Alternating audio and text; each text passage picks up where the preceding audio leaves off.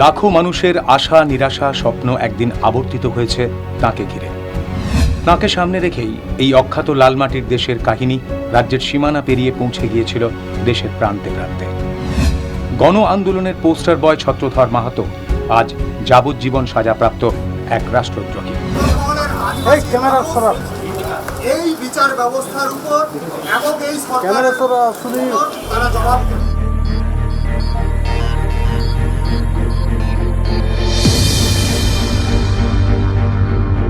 2008 থেকে 2015 7 বছরেরও বেশি সময় লেগেছে ছত্রধরের জীবনে এই বৃত্তটা সম্পূর্ণ হতে। ছত্রধরের যে আজকের যে সাজা হলো, এটার মধ্য দিয়ে একটা বৃত্ত সম্পূর্ণ হলো।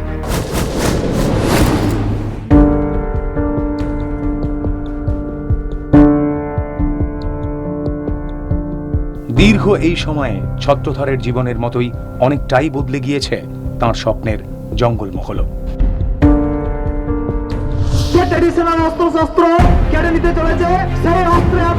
একদিন হাজারো মানুষের ভিড় ঘিরে রাখত তাঁকে।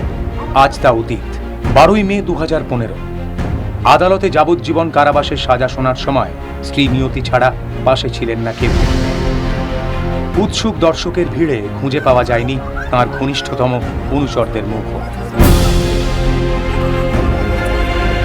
আর এই দৃশ্যটাই প্রশ্ন তোলে জঙ্গলমহলের মাটিতে আজ ছত্রধর মাহাতোর প্রাসঙ্গিকতাকে। পুলিশ ও রাষ্ট্রের অত্যাচারের বিরুদ্ধে জেহাদ ঘোষণা করে জন্ম নিয়েছিল এক গণবিক্ষোভ।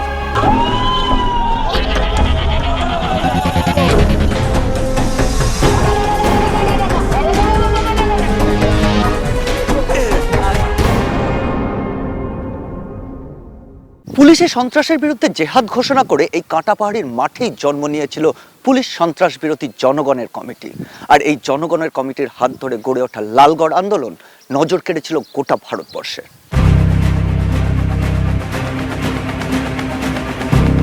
বিক্ষোভের আঁচেই উঠে এসেছিল বঞ্চনা, স্বজন পোষণ, অনুন্নয়নের প্রশ্ন।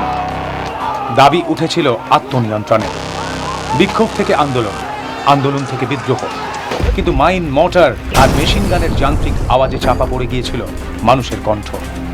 বারুদ আর রক্তের গন্ধ ছাপিয়ে গিয়েছিল স্বজনহারা হা অন্য মানুষের আরতি।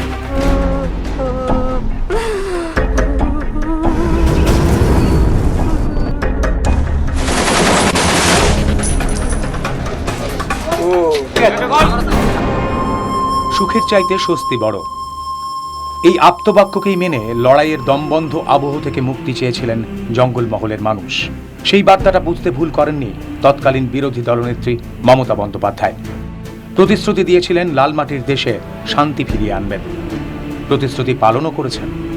শান্তির পাশাপাশি এনেছেন স্বস্তিও। এখন খুব শান্তির এলাকা হয়ে গেছে, আর কোনো গোলমাল অশান্তি, কোনো রকম কারো দিকে কোনো আক্রমণ, কোনো কিচ্ছুটি নাই। সমস্যা হয় না এখন আর। সারাদিন মানুষের মুখে হাসি ফুটে বারবার হচ্ছে, অনেকটা শান্তি শৃঙ্খলার মধ্যে এসে দেখা যাচ্ছে।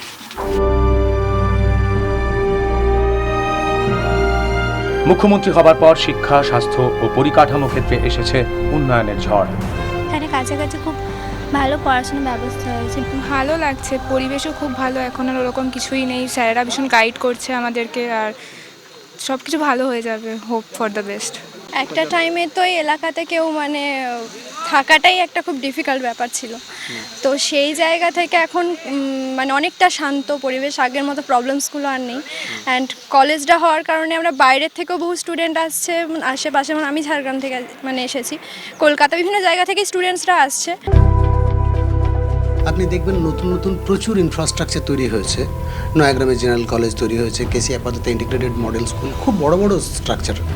সামগ্রিকভাবে শিক্ষায় একটা যেন নীরব বিপ্লব চলছে গোটা জঙ্গলমহল জুড়ে। ঝাড়গ্রাম এমনই একটা ব্লক, এখানে শুধুমাত্র এই একটা ব্লকে যে পরিমাণ ডাক্তার এবং ইঞ্জিনিয়ার রয়েছে, সেই সংখ্যাটা বোধহয় একটা রেকর্ড গোটা ভারতবর্ষ। এটা এত রেকর্ড বটেই, আমার তো তাই মনে হয়। দীর্ঘ 6 দশকের অভাব ছাপিয়ে আজ প্রাচুর্যের মুখ দেখেছে জঙ্গলমহল। একদিকে শান্তি, অন্যদিকে উন্নয়ন। এটা গরিব এই অঞ্চলের মানুষজন খুব অল্প মূল্যে সিটি স্ক্যানের পরিষেবা পাচ্ছে। এছাড়া যদি আমরা বলি যে ন্যায্য মূল্যের ওষুধ দোকান, যেটা 24 ঘন্টা খোলা থাকে, যা এই গরিব মানুষের পক্ষে যথেষ্ট সুবিধা হয়েছে। এছাড়া প্রতি ব্লকে ব্লকে SNSU বলে, যেটা একদম নবজাতক স্টেবিলিটি একটা ইউনিট গড়ে উঠেছে, যেটা হওয়ার ফলে ছোটো বাচ্চা মৃত্যুর হার অনেকটাই কমে গেছে। তো সার্বিকভাবে এই জঙ্গলমহলের স্বাস্থ্যের যথেষ্ট উন্নতি ঘটেছে।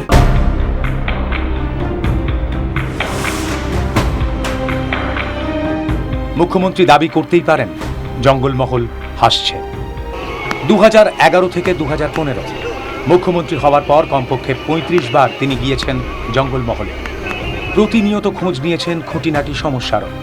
মমতা বন্দ্যোপাধ্যায়ের আগে রাজ্যের সব মুখ্যমন্ত্রী সব মিলিয়ে যতবার জঙ্গলমহলে গিয়েছেন, মমতা বন্দ্যোপাধ্যায়ের জঙ্গলমহল সফরের এই সংখ্যা তার থেকে অনেক গুণ বেশি।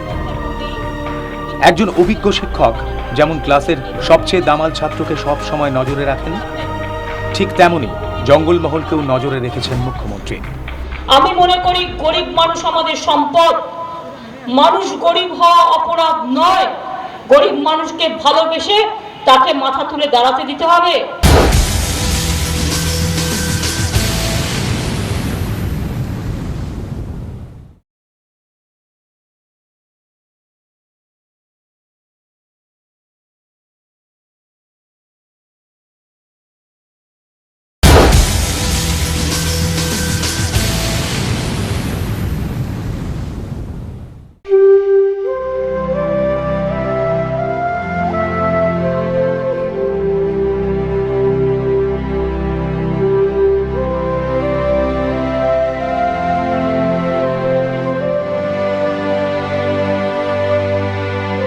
শান্ত জঙ্গলমহলে অশান্তির বুদবুদও দেখতে নারাজ মুখ্যমন্ত্রী। চান না কোনোভাবেই তাঁর উন্নয়নের কর্মযজ্ঞে কোনো ব্যাঘাত ঘটুক। আর সেই কারণেই বোধহয় জঙ্গলমহলের রাজনীতিতে রয়ে গিয়েছে শূন্যতা। শূন্যতা একদিকে যেমন মুখ্যমন্ত্রীর হাত শক্ত করেছে, কিন্তু অন্যদিকে অতিরিক্ত আত্মবিশ্বাস এনে দিয়েছে দলীয় কর্মীদের মধ্যে। তাই পালাবদলের পর 4 বছর কাটার আগেই জঙ্গলমহলের প্রান্তে প্রান্তে গোষ্ঠী কোন্দল প্রকট তৃণমূলের মধ্যেই। স্বজন পোষণ নিয়ে একটা আপনারাও জানেন, হ্যাঁ, তো একটা গরিব লোক ইন্দিরা আবাস পাচ্ছে, তো বোকা, তাকে ঠকিয়ে আরেকজন যে নেতা টিএমসির, সেই মেরে নিচ্ছে তার ইন্দিরা আবাস বাড়িটা। সমস্যা বলতে তোমার বিপিএল যাদের হয়নি, মানে বড় বড় লোকদের বিপিএল হচ্ছে, গরিব মানুষের বিপিএল হচ্ছে না, এই নিয়ে আর কি। তারপর কাজ লোক করছে, কাজে টাকা পাচ্ছে না, এইসব। এখানে তো রাস্তাঘাট, উন্নয়ন, হ্যাঁ, পানীয় জল, হ্যাঁ, সবই হচ্ছে। হ্যাঁ, আমাদেরই কিছু নেতৃত্বের, আমার মনে হয় আর কি, আমাদের যারা বিশিষ্ট মানে পদাধিকারী নেতৃত্বে যারা আছেন, ওদেরই দুর্বলতা। উন্নয়নের সঙ্গেই পাল্লা দিয়ে বাড়ছে দুর্নীতির অভিযোগ। শুরু হয়েছে নিজেদের মধ্যে কাদা ছোঁড়াছুঁড়ি। ধরমপুর বলতেই মনে পড়ে সিপিএমের দাপুটের নেতা অনুজ পাণ্ডে, ডালিম পাণ্ডেদের নাম। স্বজন পোষণ, অত্যাচার আর আর্থিক দুর্নীতির অভিযোগে লালগড় আন্দোলনের সময় পুলিশ সন্ত্রাস বিরোধী জনগণের কমিটি গুড়িয়ে দিয়েছিল অনুজ পাণ্ডের এই প্রাসাদোপম বাড়ি। আজকে সেই জনসাধারণের কমিটি নেই। রাজ্যে পালাবদল হয়ে গেছে প্রায় 4 বছর, কিন্তু তারপরেও দুর্নীতি আর স্বজন পোষণের ভূত পিছু ছাড়েনি ধরমপুরের। আমাদের এলাকায় উন্নয়ন তো এখন আপাতত স্তব্ধ হয়ে গেছে। পঞ্চায়েত যেভাবে চালাচ্ছে নিজের মতো করে, এই যে আমাদের ধরমপুর লাইব্রেরি থেকে ধরমপুর পোস্ট অফিস পর্যন্ত যে রাস্তার চিপস বালি পড়ে আছে, প্রায় 5 থেকে 6 লাখ টাকার মাল পড়ে আছে, তছনছ হয়ে যাচ্ছে, কিন্তু পঞ্চায়েতের কোনো হিমশিম নাই যে রাস্তাটা করতে হবে। কেন পঞ্চায়েত করছে না? কেন করছে না, তাদের কি মনোভাব আছে তা জানেনি। তারা আত্মসাৎ করার একটা চিন্তা ভাবনা নিয়েছে, যার জন্যে যে ওইটার থেকে কিছু টাকা আমরা আত্মসাৎ করব নিজের মতো করে। এটা তো তৃণমূল পরিচালিত। হ্যাঁ, তৃণমূল পরিচালিত প্রধান। দুর্নীতি যেটা সর্বসাধারণের উন্নয়ন, সেটা করতে চাইছে না প্রধান। মানে ও কিছু নিজের পকেটে যেটা না পাবে সেটা বন্ধ করে রাখতে চাইছে। ওই অফিসের মধ্যে এসে মারধর করেছিল। কারা মারধর করেছিল? এই প্রধানের লোকজনেরা। আচ্ছা, এটা আমি আমার ঊর্ধ্বতন কর্তৃপক্ষকে জানিয়েছি। এর ব্যাপারে আমি সরকারি কর্মচারী বিশেষ কিছু বলতে চাইছি।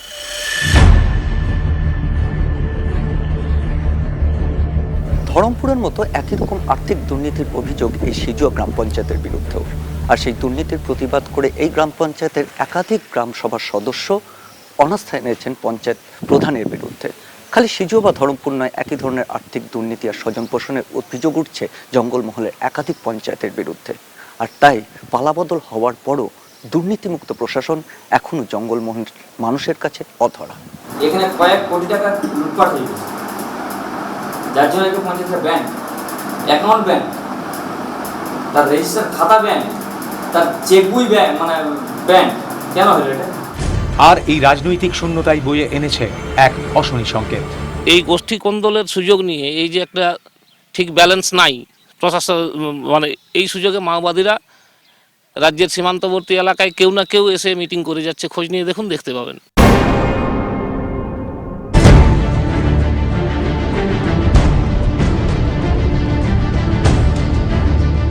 আমার তো মনে হয় না যে যেসব উন্নয়ন হয়েছে আবার মাওবাদী আসবে।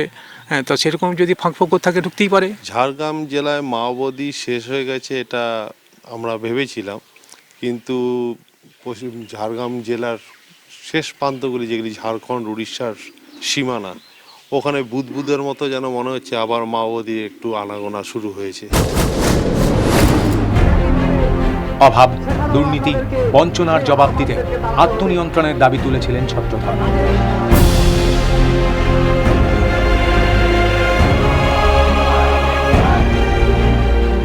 হ্যামলিনের বাঁশিওয়ালা হয়ে উঠেছিলেন তিনি। আজ জঙ্গলমহলে প্রাচুর্য আছে, শান্তি আছে, স্বস্তিও আছে, সেই সঙ্গে সুপ্ত হয়ে আছে সেই আত্মনিয়ন্ত্রণের অধিকারের দাবি। সেই সুপ্ত দাবিকে জাগিয়ে তোলার জাদু বাঁশি হাতে জেলবন্দি ছত্রধর মাহাতো। খোদ মুখ্যমন্ত্রীও জানেন সেই কথা। ছত্রধরকে কেন বলছেন এখনো মানুষ ভালোবাসে? মানে এই যে কি করেছে, কি অন্যায় করেছে? 10টা মারা করেছে, 10টা লোক মারা করার প্ল্যান করেছে, কি করেছে? জনগণের নেতা আছে ছত্রধরকে। মানে এখনকার যে রাজনীতি, যদি আপনি সরাসরি কিছু করতে চান, এটা আপনার বিপদ। এই যে তৃণমূলের নেতারা যারা এখন নেতা হয়েছে, তারাও কি ছত্রধরকে ভালোবাসে? না, তারা তো তারা কেন ভালোবাসে? তারা নিজেদের স্বার্থ ইয়ে করছে, তারা টাকা কামাচ্ছে, তারা ছত্রধরকে ভালোবাসে। তাই যে যাবজ্জীবন হলো, ছত্রধর বেরিয়ে গেলে তাদের রাজনীতি করা শেষ। শাক বাজিয়ে বিভিন্ন পাশাপাশি গ্রামকে জানিয়ে দেন যে আমার গ্রাম আক্রান্ত হয়েছে। আমাদের অন্য গ্রামের যারা গ্রাম রক্ষী তারা তাদেরকে সহযোগিতা করবে। কাঁটাপাড়ির এই মাঠে জন্ম নেওয়া জনগণের কমিটির অস্তিত্ব আজকে নেই, কিন্তু সেই জনগণের কমিটির নেতা ছত্রধর মাহাতোর স্মৃতি আজও কাঁটাপাড়ি থেকে শুরু করে জঙ্গলমহলের সব মানুষের হৃদয়ে এখনো অমলিন। যে 10টা 8টা 10টা মার্ডার করে ইয়ে করে তাদের যাবজ্জীবন জেল হতে পারে। অবশ্যই সে 10টা খুন করেছে, 5টা রেপ করেছে, ইয়ে করছে, তার ছত্রধর কি করছে? তা শত শত মারিয়া চলে যায়। সুচিত্রা মাহাতো আজ সরকারের সঙ্গে হাত মিলিয়ে সে সরকারের পাশে দাঁড়িয়ে গেল, আর ইয়ার কিচ্ছু দোষ নেই, তাই আজ 6 বছর জেলে আছে। বদলে যাওয়া এই জঙ্গলমহলে ছত্রধরের অনুগামীরা আজ নেতার থেকে অনেক দূরে। রাষ্ট্রদ্রোহিতার একই অভিযোগ থাকা সত্ত্বেও তারা মুক্ত, অথচ মুক্তি পাননি ছত্রধর। এলাকায় উন্নয়ন চলছে, এলাকায় স্বাস্থ্যকেন্দ্র হচ্ছে, কলেজ হচ্ছে, এ করে এখন এলাকার মানুষ ভালো আছে, শান্তিতে আছে। আমিও এখন ভালো আছি, এখন ভালো আছি। এই সরকার আসার পর আপনারা কি কি পেয়েছেন, কি কি পাননি? এই সরকার আসার পর সব কিছু পাচ্ছি, স্কুল টিস্কুল, জল টল, এই 2 টাকা কেজি চাল মূল্যে। রাজধানী এক্সপ্রেসে হামলা থেকে জ্ঞানেশ্বরী কাণ্ডের অন্যতম প্রধান অভিযুক্ত সন্তোষ পাত্র, পুলিশি সন্ত্রাস বিরোধী জনগণের কমিটির অন্যতম প্রধান নেতা সন্তোষ পাত্র পুলিশের খাতায় এখনো অধরা। কিন্তু সাধারণ মানুষ জানেন তিনি আছেন তার নিজের বাড়িতে। অভিযোগ, শাসক দলের সঙ্গে বোঝাপড়া করেই তিনি দিব্যি রয়ে গেছেন অধরা। আর সেখানেই প্রশ্ন উঠছে সাধারণ মানুষের, যখন কমিটির অন্যতম মুখপত্র ছত্রধর মাহাতোর যাবজ্জীবন সাজা হয়েছে, তাহলে কি শাসক দলের সঙ্গে বোঝাপড়া করেই বেঁচে গেলেন সন্তোষ পাত্র?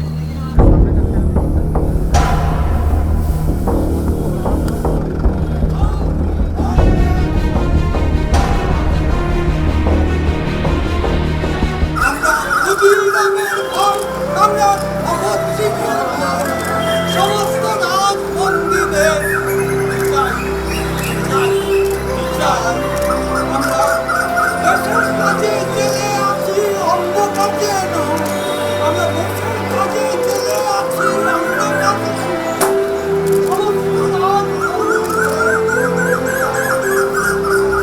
জঙ্গলমহলে মানুষের কাছে মমতা ব্যানার্জির প্রকৃত স্বরূপটা আজকে স্পষ্ট হয়ে গেল। মমতা ব্যানার্জির যে আজকের যে কাজ, আজকের যে পদক্ষেপ, এই যে চরম অন্যায়, এর উপযুক্ত জবাব নিশ্চয়ই আগামী দিনে দেবে।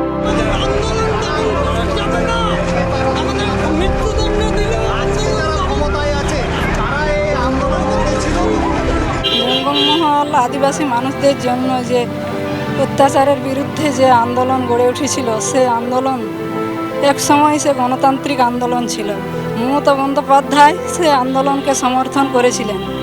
জঙ্গলমহলের মানুষ এই রায় কোনো দিন মেনে নেবেন না।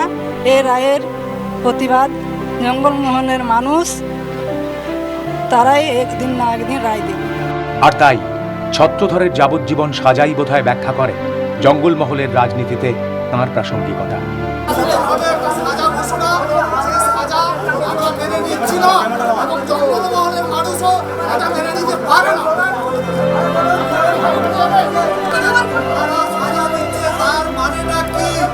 জঙ্গলমহলের